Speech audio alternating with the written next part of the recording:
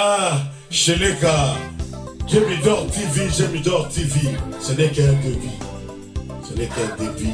Dans le biais de l'ogoyon, ce genre de société. Nakimo, on va lobby. Et l'ogo est dans la société. On va nakimo, on va le voir. Sogo yebi le va place aux amis, sogo yebi téléphone et puis ça peut. Il s'en est dans ce cacanyango, kanga. Jemidor TV.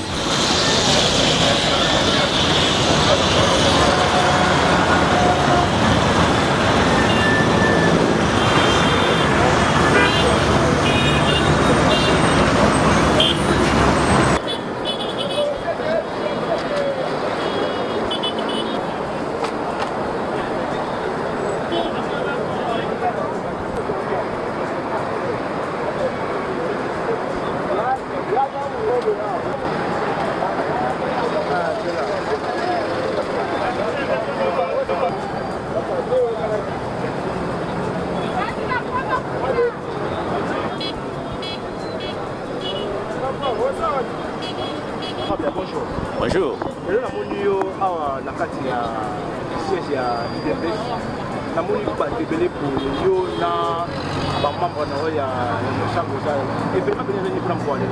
Oui, les lots, tous allés, tous allés sentinelle la République, tous allés première force alliée traditionnelle et historique à l'île de Pes, INADE, celle partie alliée.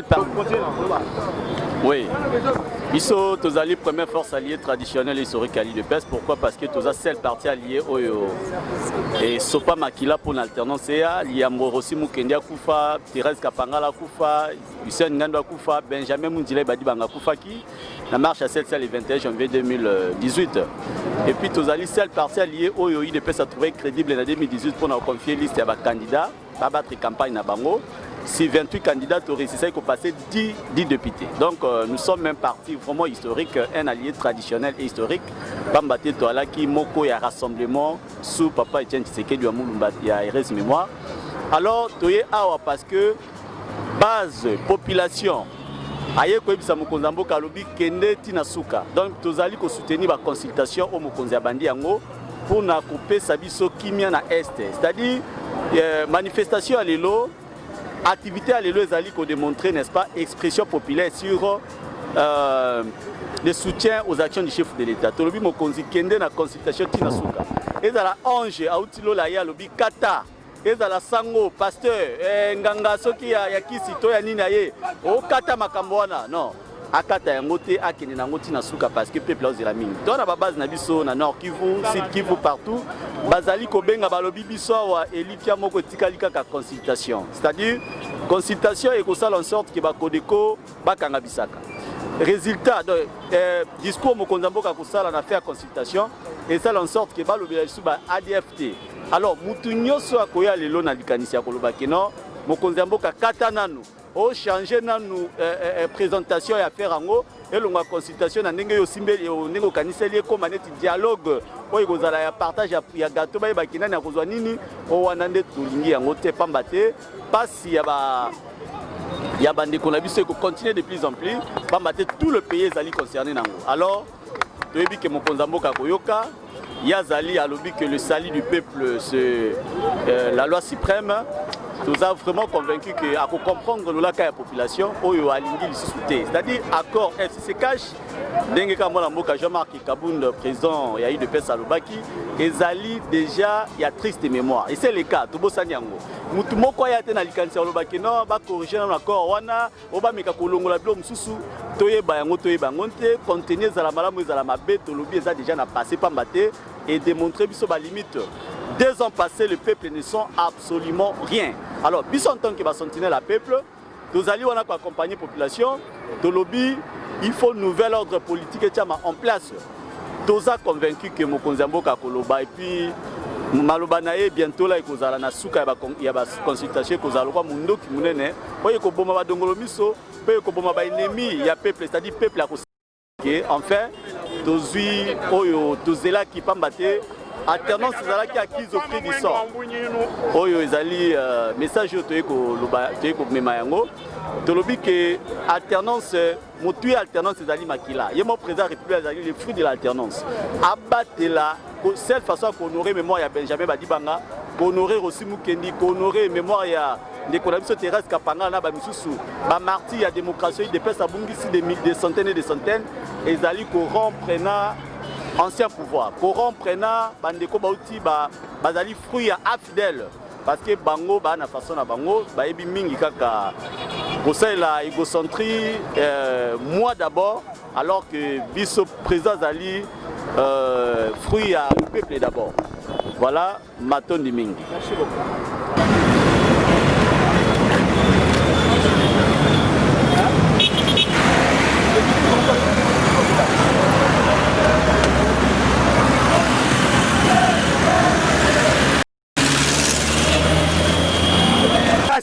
Yatsuka, pour vivre na peuple, batong ça toujours espoir na peuple congolais, alinga bango me baboyaki. Lelo, mokolo lelo, peuple congolais mobimba, Congo est télémi, Afrique est télémi. Congolais sont à l'étranger, sont à l'intérieur du pays, à télémi pour le savoir et bazamuke.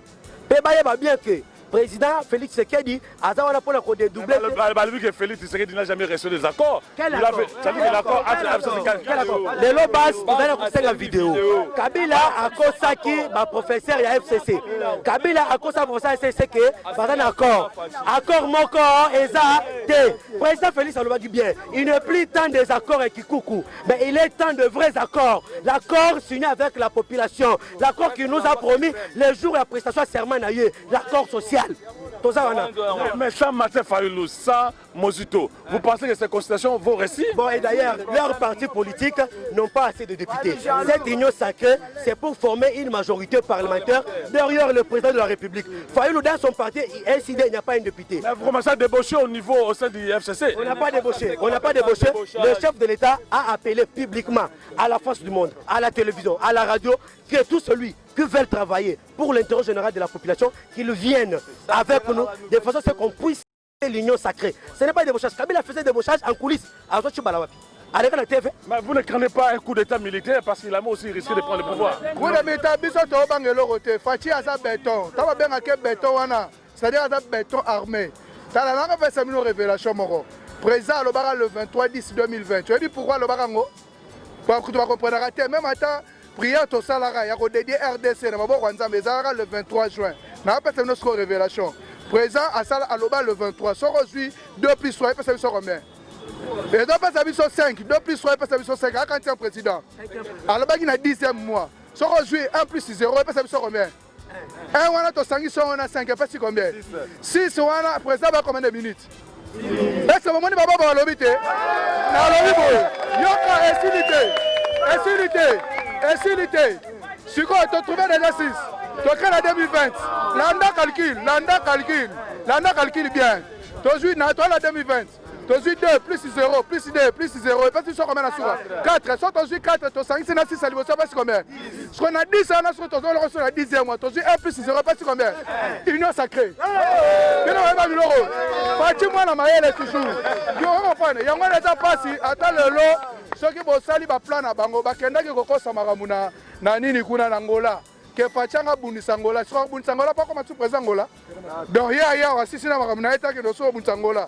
Il y a un président Lorenzo à lobby, Batou, il y a un régime criminel à Tamora Natakunate. Donc, Fachaza Béton, Bissotoa la Simanae. Donc, Union sacrée, oh, ils ont le rôle là, bois toi Noé. Merci monsieur.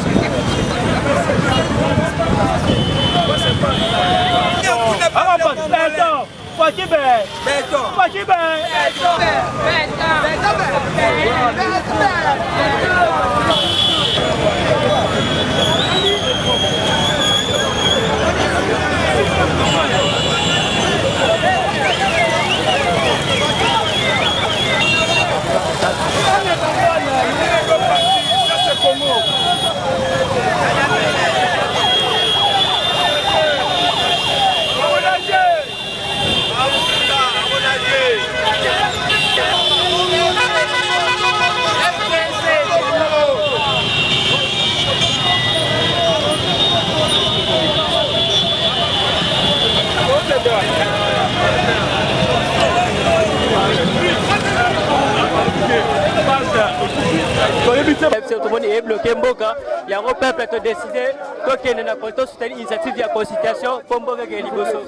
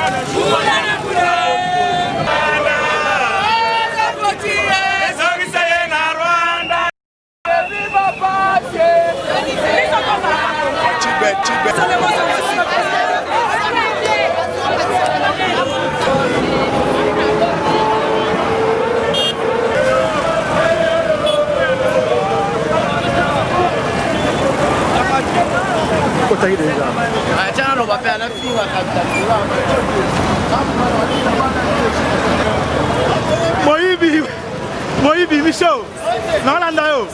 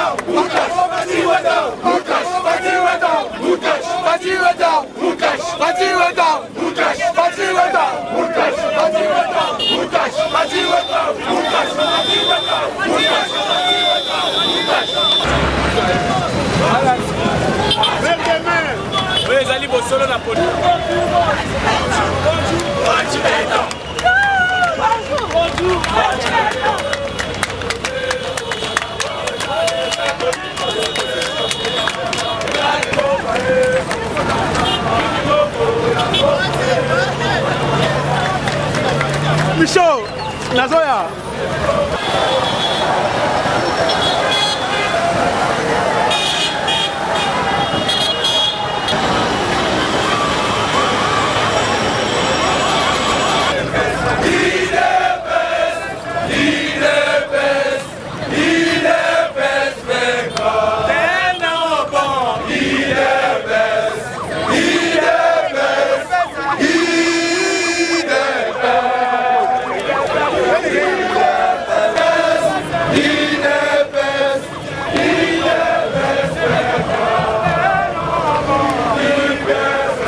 kobenga mutu nyonso akota na masuwa ya Noé au chef de l'état fungoli porte Congolais nyonso abenga Congolais akota na masuwa ya Noé pota masuwa kokangama ekozala pas tant de lige koya. On a vu nos constitution et la vraie solution est-ce que pour résoudre la crise entre Binona et FCC.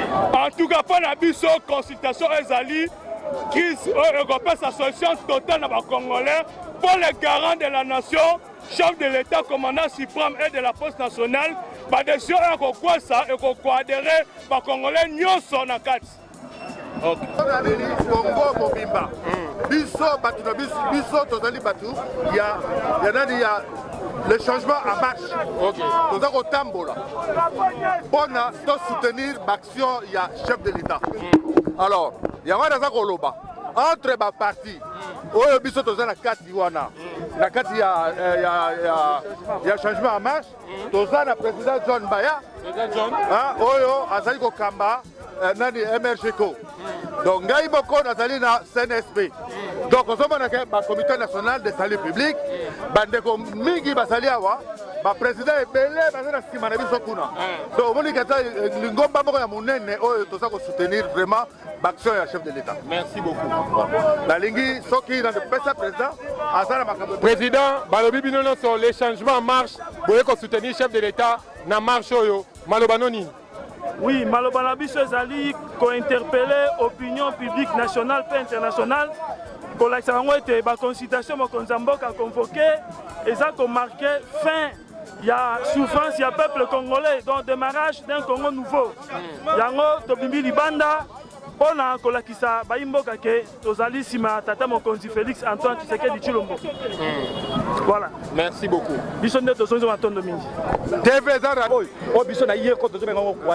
Donc c'est pour vous dire que Bazoya Bayoka. Parce que c'est une consultation.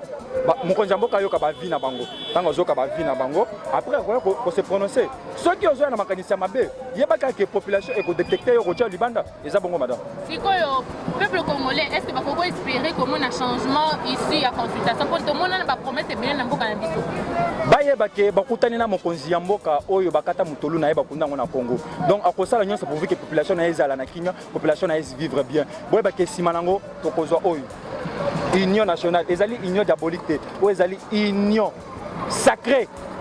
Donc ezali union ti alikolo. Pourquoi? Parce que croisade oyo biso tozana kata ko évangéliser le lona yerko o tozolo ba keza consultation yeba ke okobimisa mbuma ya bien population bakotika na kimia nyonso. MRGCO na ko soutenir le président de la République. Betandinga. Oui, na me kuisa me katwa ki kwiti parti me futi la transport me kuisa tia sana ko soutenir marche ya sana ko soutenir marche ya yo na betike soutenir yo samunde bambeni labo kwenda betena mfuna bodi ya bambeni boko betena mfunu ya changement kukota na bwala sabetu ba betu zo bisalu yo na me katwa ki kwiti sana ko sala sana kuisa ko soutenir président de la République. Donc la vie c'est que union sacrée et simbi. Biso ba mama to temi to bi union sacrée simbi. Muto ko lobe ko simba te ta biso te. Tozo talela ba parti politique te mabumu ya batuté mais tozo talela intérêt ya peuple congolais. Peuple congolais falia. Il faut se réjouir. Bana biso faut batanga na gratuité. Bango ne bazala bazoko bundisa gratuité à chef de l'État. Et ko simba te. Donc on tika la bango tante.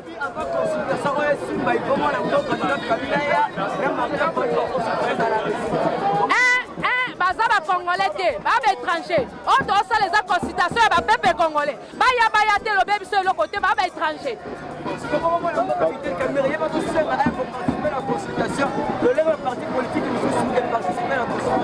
Parti politique qui n'a eza libanda.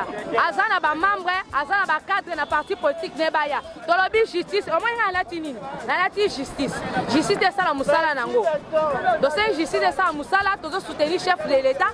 Makamune nyo surtout consultation union sacrée et simbi. Bon peuple congolais nyo surtout vidéo yango ezolakisa. Boza batabilili bomoni peuple congolais nyonso. Mama mwana mwasi mobali ya telemi pour la soutenir chef de l'État. Tolo basuni. Merci beaucoup.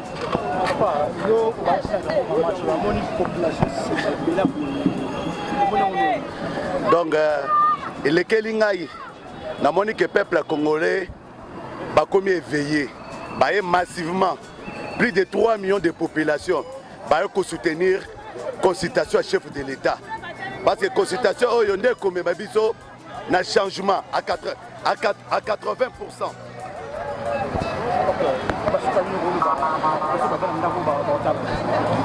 Le basoka na koloba que bandeko na biso oyo bazokanga nanu mitema ya ko rejoindre idée consultation na bao bavanda ndako tota nanu bolingo ya mboka tota nanu bolingo ya drapeau boya tosangisa makanisi to avancer mboka na biso liboso tolingi unité tolingi division te. Merci beaucoup. alobi boye makambo ekomi sérieux boyebisi bakongolais nyonso na monde entier awa tokomi na ntango ya changement mpo na unité baseka biso te tobengi bato FCC bazala na bomoko kasi na bango mboko eza ya biso nyonso bakomona biso na nzela lisusu awa tozopesa message koyebisa peuple congolais nyonso ke marche oyo tozosala yango mpo ke président azwa bamesure moko oyo ezosatisfaire peuple eza marche ya soutien ya président mpo na consultation ke consultation oyo aboutir na satisfaction ya peuple nde tozosenga ba-anti consultation nyonso bakeba na bango mpo peuple atelemi pouvoir eza ya peuple toza na posa ya bolamu mpo na peuple yango wana tosengi ke motu nyonso asadere na consultation akoboya consultation akende kosala mokili na ye biso tozotambola tozokende ntina parler du peuple tozosoutenir chef de l'état mpo na consultation azosala il faut dissous de parlement yango tokomi awa bien kabila ya dégage na bato na ye nyonso to mabunda surtout ye azela tozonyokoma fort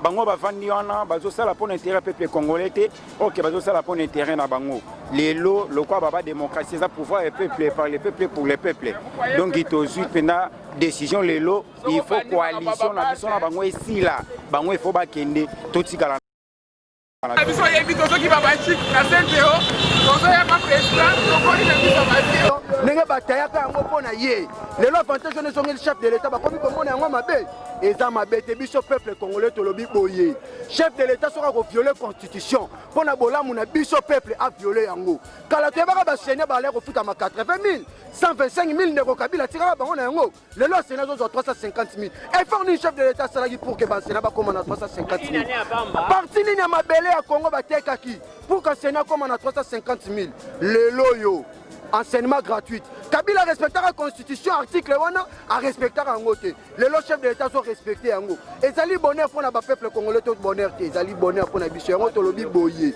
soki akoviole na ye constitution mpona biso peuple aviole na ye biso toautorize ye aviole na ye mais eloko tokosenga na chef de l'état accord wana coalition wana na FCC ekatana nakasa memo na biso to inclure yango na kati libala wana tolingi yango lisusu te parce que ezali libala moko improductif ezobota eloko te ezobota mwana te eloko te bato FCC bazali mitema mabe une présidente de l'Assemblée nationale qui se met à injurier le chef de l'État président Sénat n'en parlons pas baministre bakoboude finalement toza na pays nini awa chef de l'État azwi monsieur Kanamba bêtise ko hypertite bata 5 ans baye balingi babanda kopekisa non bakopekisa te tokokena bango tina suka mais kokima mboka oyo.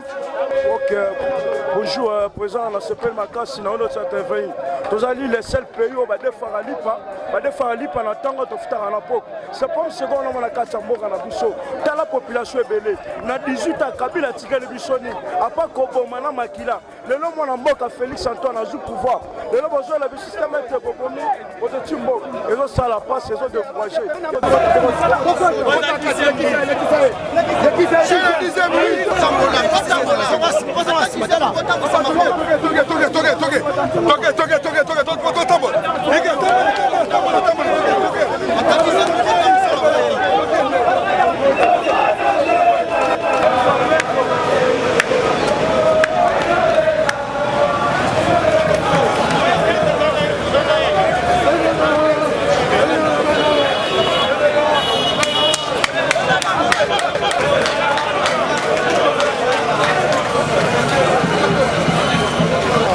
What the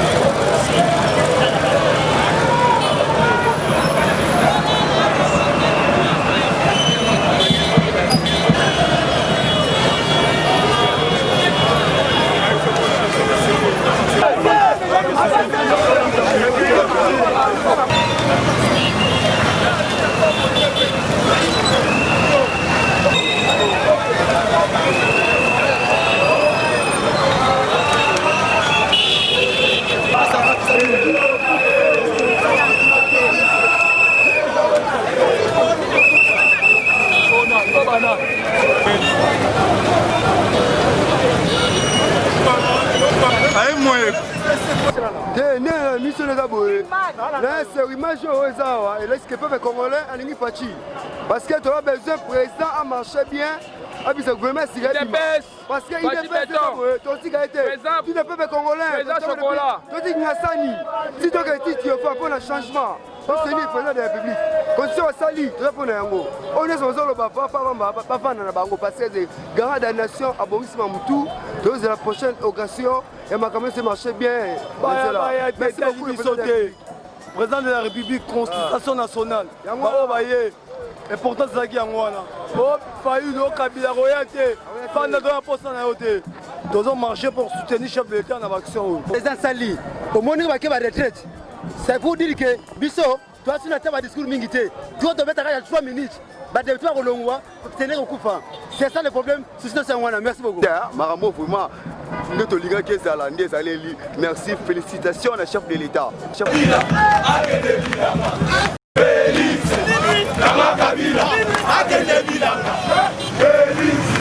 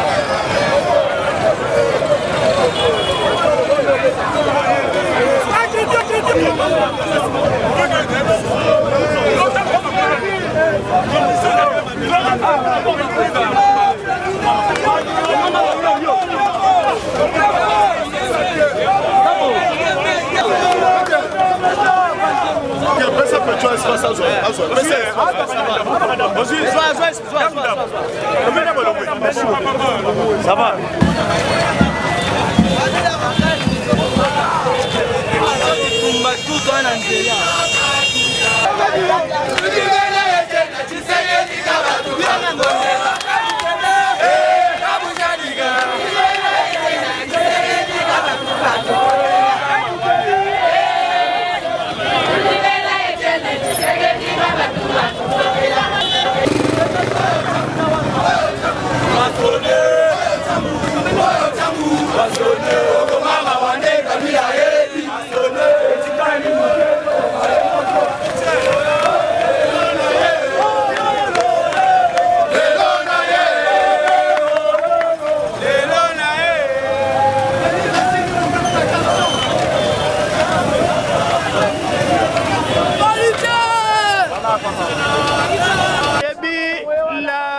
démocratie est le pouvoir du peuple. Si le peuple s'exprime, le président Koyoka, le peuple a lingi li bala fait c'est cacheté. Et quand la bondo qui est bloqué Mboka. Alors bisoto sengi ke Mboka et ke ndeliboso et après on attend pour le peuple à s'exprimer la volonté populaire. Les balles a fait ce cache ici là. Congo en avant, que moni batte belé à Congo en avant, na katia marche donc il y a le bakeno Congo en avant comme il rapproche na IDPS. Écoutez, le problème ici n'est pas en termes de parti politique, c'est un problème il y a Congo. Motonyon son côté la intérêt. Ce qui courant et qui ndagenda kananda ko Congo en avant il y a IDPS kana courant ndako ya batobe nyonso. Eza le kambo ya mabele to tcha d'abord parti pembeni total mboka to zonge la parti sima ce qui Congo est bongi. En tout cas, merci président. Un mot na ya suka par rapport à Est-ce que c'est ça les désaccords qui est au président de la République? Est-ce que pas accord de la constitution? Bon, de toutes les façons, Kabila Zana Kingakati Eza Mounene, à travers Bazala Kakuna, à quoi appliquer par rapport à Kingakati? Aux hommes, pour azwa tout na Congo. Alors, Mboke Tambola Makana accord, Mboke Tambola Makana constitution. Donc, Makambouane accord est alibisoté. Il ne peut appliquer ça Kingakati. Merci beaucoup. Thank you.